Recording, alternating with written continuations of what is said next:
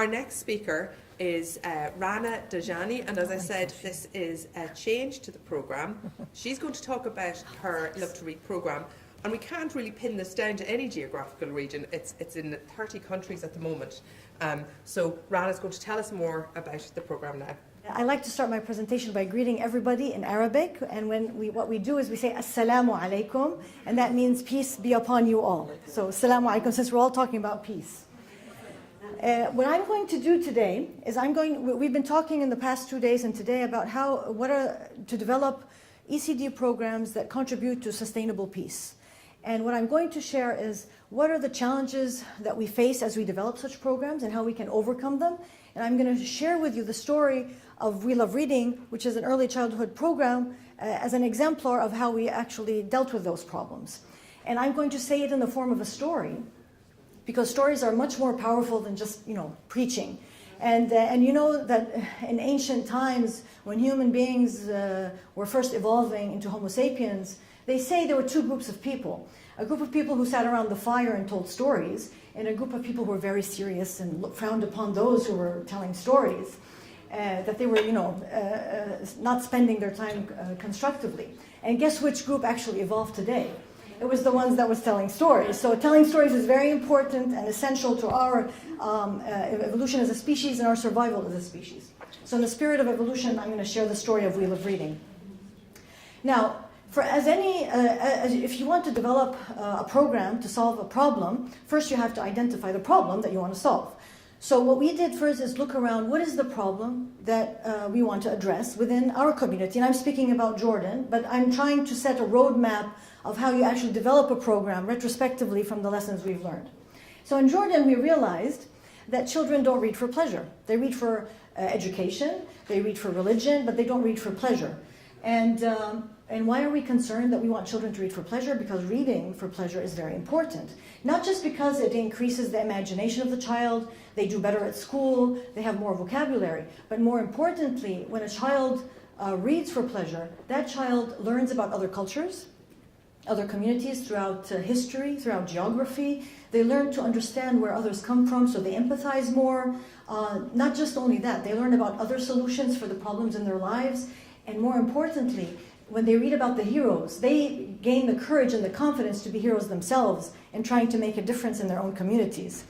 Also, when you read about other people, you learn to listen, you learn to communicate better, and a lot of our conflict is all about miscommunication and misunderstanding of each other. So reading is very important to foster all of that to contribute to sustainable peace.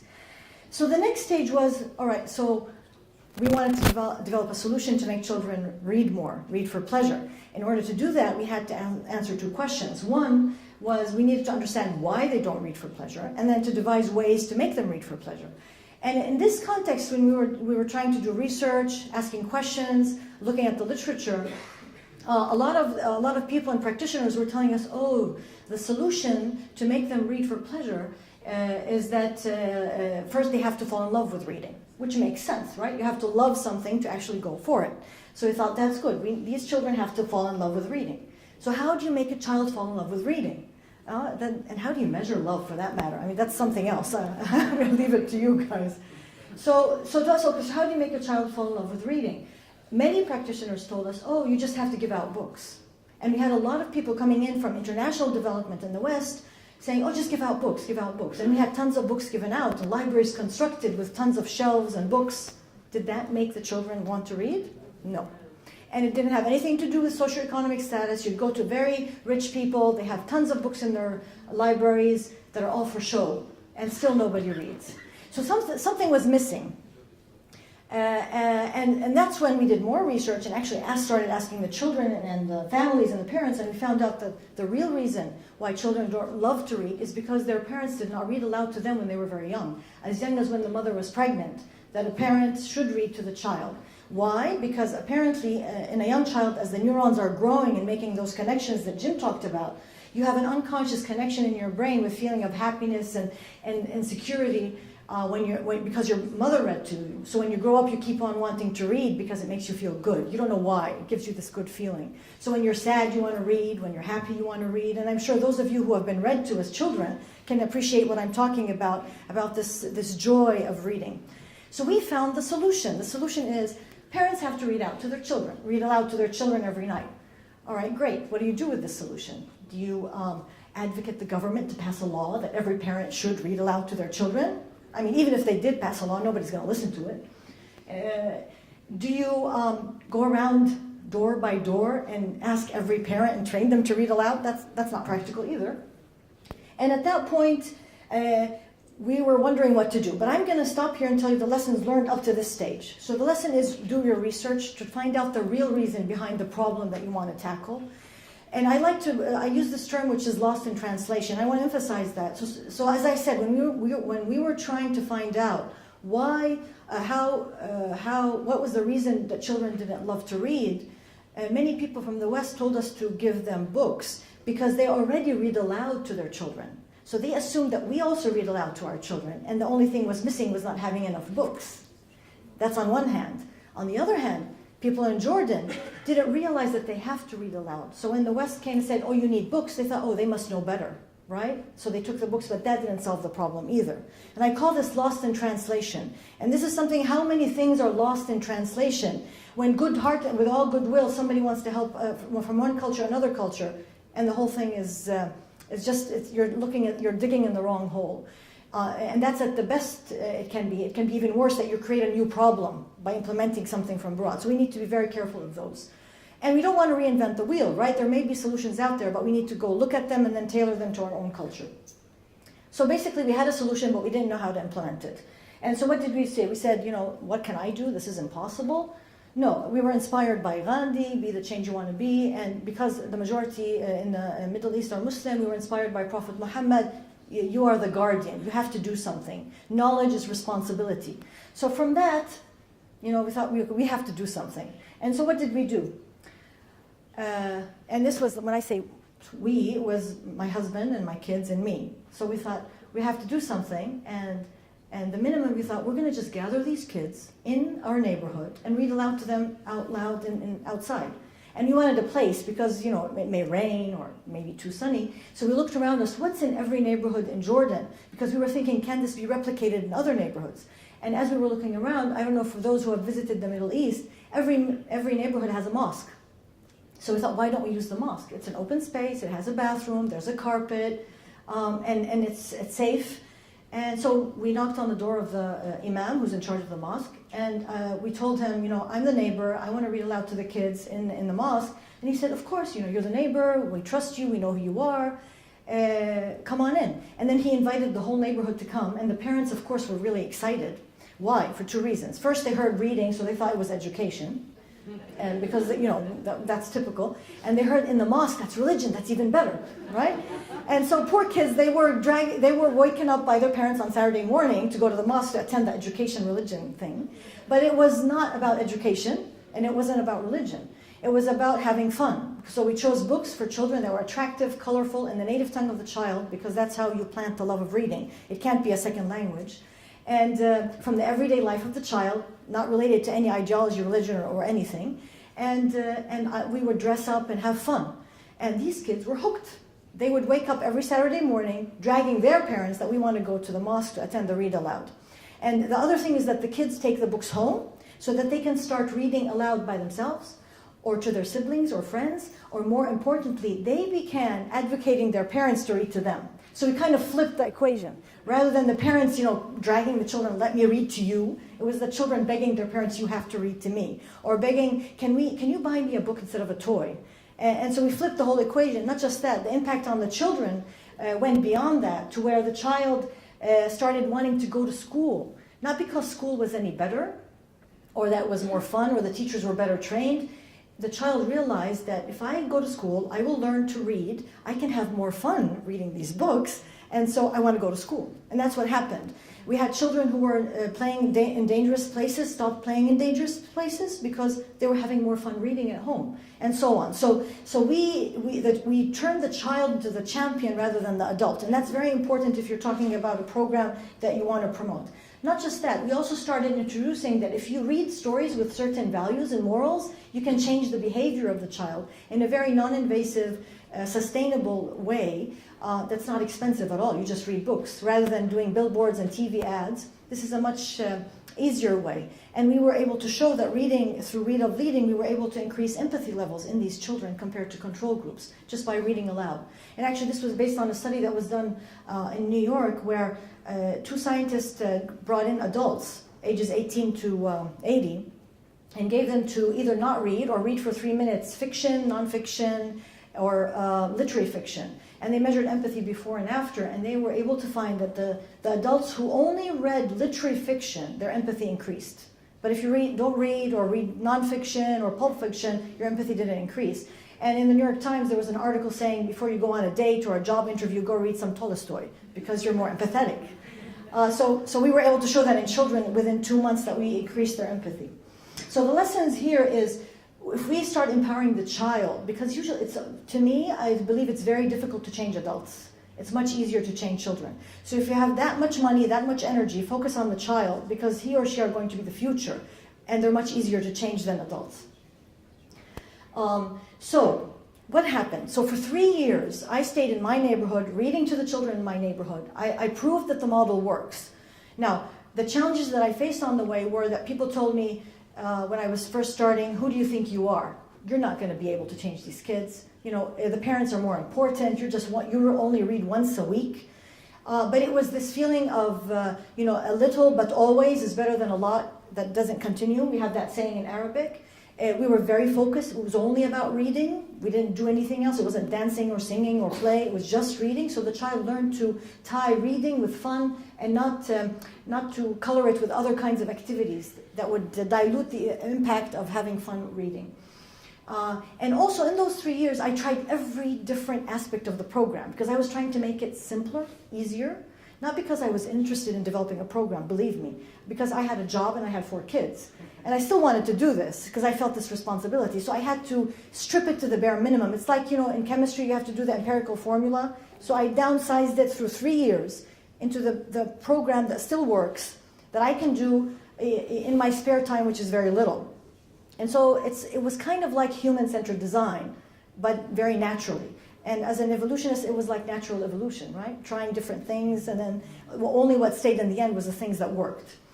And we focused on long-term results, not quick. I wasn't thinking I need to see a result in 2 months. I was just thinking I have to do this. I believe in it, but it did pay off on the long run. And many of the ECD programs that we will develop or should develop don't necessarily show changes early. They are all about real change takes a long time.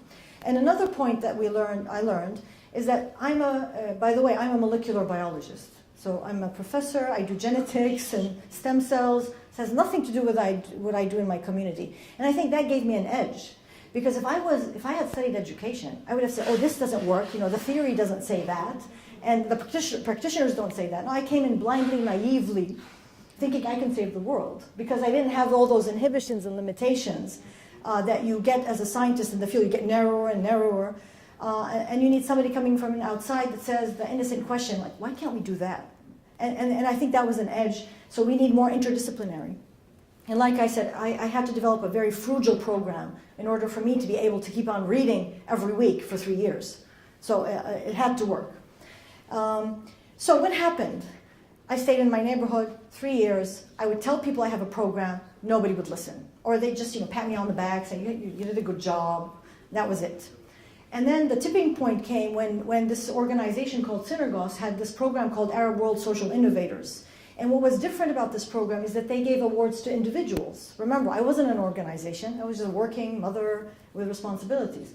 But because they gave it to an individual, they gave me money, $34,000. That wasn't bad. But it wasn't really about the money. It was about the credibility. Now people were listening up and saying, okay, somebody else is recognizing you.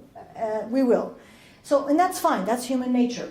And therefore, we were able to develop a Wheel of Reading organization and a program. So the lessons from this step is for those who are looking to fund and find solutions in countries for problems that are related to ECD, look at the grassroots, look for the individuals, because they know better what the problems are, and they know better what solutions can work in the field. So, but you have to find them, because if nobody funds them or identifies them, they just fall in through the cracks, because most of the grants and awards go to organizations that don't necessarily know what's really going on. So that's a very important message. a social entrepreneurship. What I went through was a social entrepreneurship adventure. So we need to foster this in our young generation because they will be the change makers of tomorrow.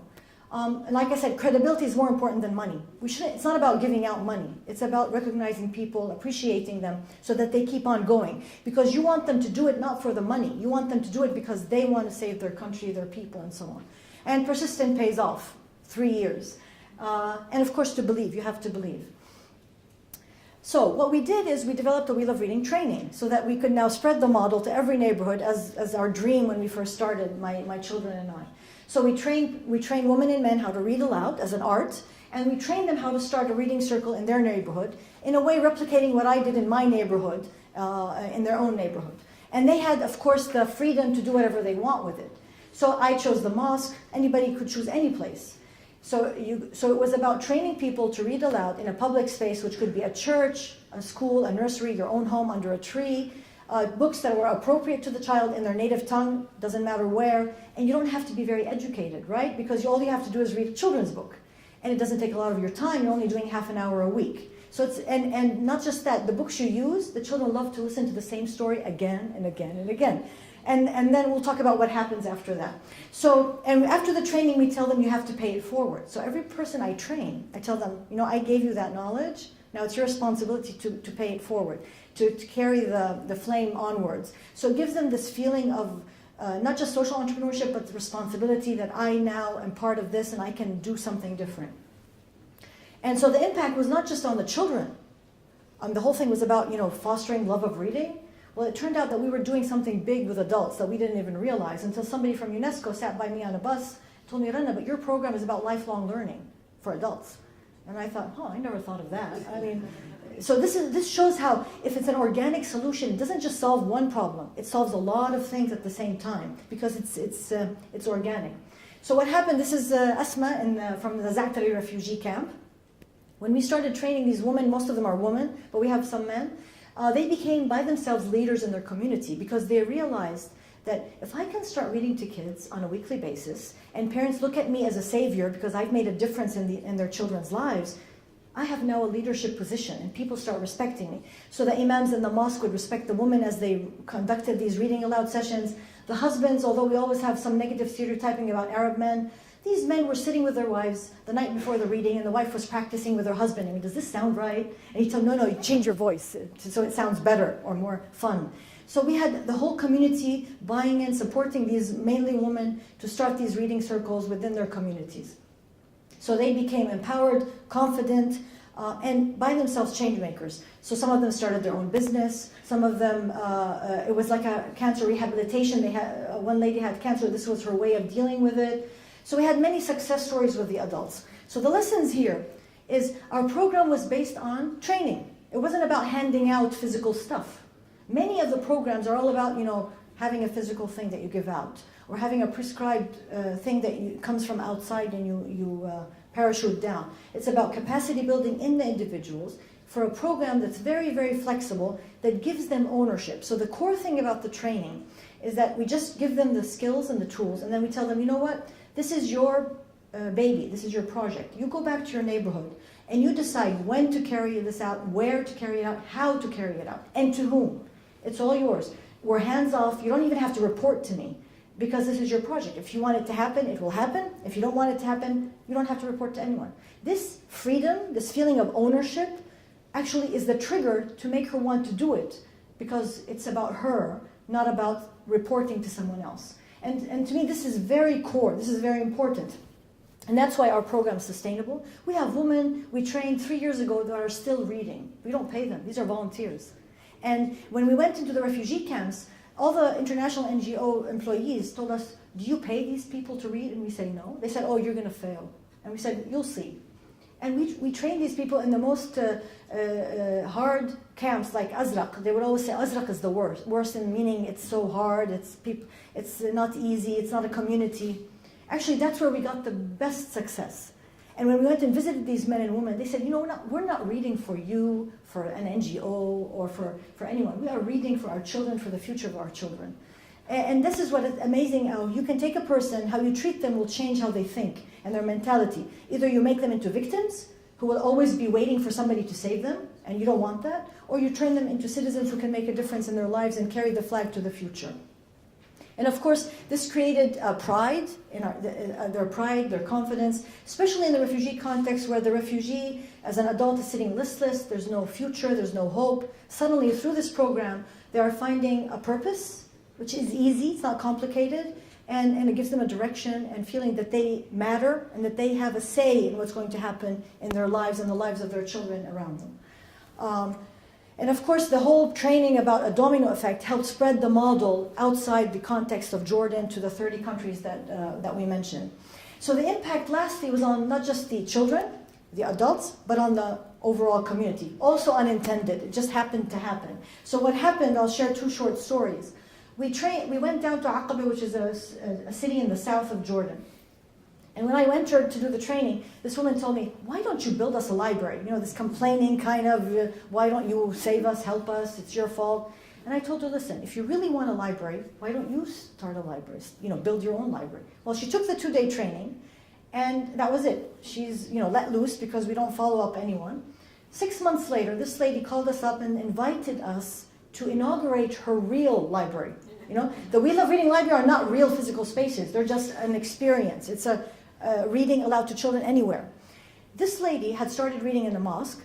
The children increased in number 10, 20, 30. She had 75 kids coming every week. There was not enough space. A local contractor told her, I'll build you a room, extra room. And all the neighbors got the paint and the shelves and the, you know, and the nails and the wood.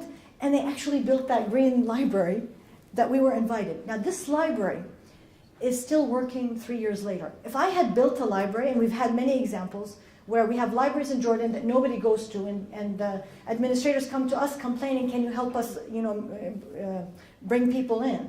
And we say it's basic marketing. You don't, if something is for free, people don't want it, even if you give it for free, nobody's going to buy it, or take it, even if it's for free. So it's about creating the need in the child, and that's what we did. So these are libraries that are continuing on. Our program has been adopted as one of the best education refugee programs in the world. And so UNHCR took it from Jordan to Gambela in Ethiopia, and they started implementing it in Gambela, in the quail camp. Now, the story here is that Plan International, which is a well-known international NGO, actually had reading sessions in their safe child space in the camp. Well, they complained that only boys came, no girls, and they weren't very frequent. So when UNHCR invited them to implement We Love Reading, they started implementing it. They came back to us and told us, you solved all our problems. Why? Because it wasn't a social worker reading who goes home at 4. It was the men and women of the refugee camp who were reading to the children. So they knew better when the girls were free, when they didn't have chores, when they could actually sit and read with them. They chose a space where they know everybody would come in the evening, time-wise and space-wise, where everybody would come. And when Plan International shut down its work in Gambela, the program never shut down. It's still working now because it's the men and the women from the refugee camp themselves who are reading to the children. So it just shows how the community comes in and starts adopting and taking ownership. So the lessons here is, one, the community accepted the refugees, or in our case in the host community, because you're not bringing someone alien from outside. So the people are doubtful, what is the intention of this person? No, it's somebody from within the community you trust. And because it's somebody from within your community, it's safe. You don't have to worry, is this a safe space? It's like your neighbor, and your child comes and visits you, and so on. It's practical. It doesn't cost any money, and it's financially and logistically sustainable. Because, like I said, there's no money. The community starts buying in and contributing, and then ultimately that's what you need, and that's what you want. You want the community to take ownership and not depend on funding from outside or people to support from outside. And this is a very important lesson for international development, by the way, because international development, after they have a project in any country, they pull out and everything falls apart. We've seen it many, many times. This is a program that doesn't fall apart because it's owned by the people. Lastly, we also developed a business model to make this sustainable, right? So first, as an organization, we were depending on grants, which is not sustainable. And then we devised a way where, rather than us implementing the program, we are giving this program out to any international NGO to take it, implement it, and use it. So rather than me taking the money to spend to do the program, I tell an international NGO, you take it, you already have the money, and spend it and use it, implement it wherever you are in geography. So we developed a business model to go with it. But to maintain our ethical values and our vision of spreading, of fostering love of reading among every child in the world, what we envision is that the We Love Reading organization disappears, which is in blue. The international NGOs or local NGOs that are adopting our program also eventually will go, because who is really going to take up the flag? It's the individuals on the ground who hear about it through a domino effect, and they just you tell your neighbor tells your neighbor, and everybody starts reading aloud in their neighborhood, and so on. So in a way, we have been called a movement, a social movement, because it calls upon people who share values to work together to make a difference, and that's what the whole program is about. So if we can develop ECD programs that ultimately become movements among the people on the ground, then the problems will be solved in a much cost-efficient way. And how do you do that? You have to have a program that is simple, affordable, most importantly flexible, that anybody can take it, tailor it to their own culture. So in Mexico, it was about indigenous people finding a solution to send their kids to school by documenting their folklore. In Uganda, it was for another reason. In the US, it was about helping the refugees coming in to read aloud in Arabic to them to make them feel good, and so on. And it's human-centered, and it's evidence-based model, because we do research on our work. And so it has spread to 30 countries now, not as an organization, but as individuals, so we're very proud of that. And the lessons here, for the three categories, what are the lessons for the local NGOs? Local NGOs should always think of local funding, not to just keep thinking of getting grants from outside, to think of creative ways to have, because if you get local funding, you're getting buy-in, and that's sustainability. Recruitment of people from the community to help you is very essential to choose the right people. We've learned that. Teamwork, nobody does anything alone, and research-based, because many local NGOs don't do research. So it's very important to make that part of the environment that we need to do research on any program we use. For international bodies, the lessons that we've learned is to trust the people. And We Love Reading is a living example of that. And trust grassroots initiatives. They know better. And if you want to help foster freedom for those people to come up with their ideas, rather than fixing them in bureaucracy and so killing their innovation. Quality, not quantity. We know many international organizations that come in wanting numbers. Oh yeah, you can give numbers, but numbers mean nothing. That doesn't mean you're changing the children or the people or the parents. So look at quality, look at stories, listen to the stories, and be sincere and humble. I think those are very important for scientists and for international bodies. Lastly, for program developers, what we've learned is create solutions that build on people and their capacities, not on materialistic objects. That's very important, because when you build capacity in a human being, you're creating somebody who will change for the future, rather than entities. So this is a very important point to keep in mind. And I always mention the chaos theory. In physics, if a butterfly flutters its wings in China, there's a hurricane in the Atlantic. So don't think that you have to make a huge splash or you have to make a big difference. We Love Reading started with one person reading in a neighborhood in 2006, which is around 12 years ago, feeling that I have to do something. And now it's in 30 countries. So that's a testimony to how much potential we have in the grassroots if we just open that door and trust them. And we'll get so many unexpected outcomes that we never dreamt of. But because we started right, and we asked the right question and the right path, we were able to achieve that. So I always like to end with the last page of, this is Dr. Seuss, of the places you'll go. So on the last page he says, and will you succeed? Yes, you will indeed, 98 3/4% guaranteed. Kid, you'll move mountains. So with that, I'm going to thank, we've won many awards. These are why we succeeded in a summary, and I'm ready to answer any questions at any time, now or for the future. Thank you.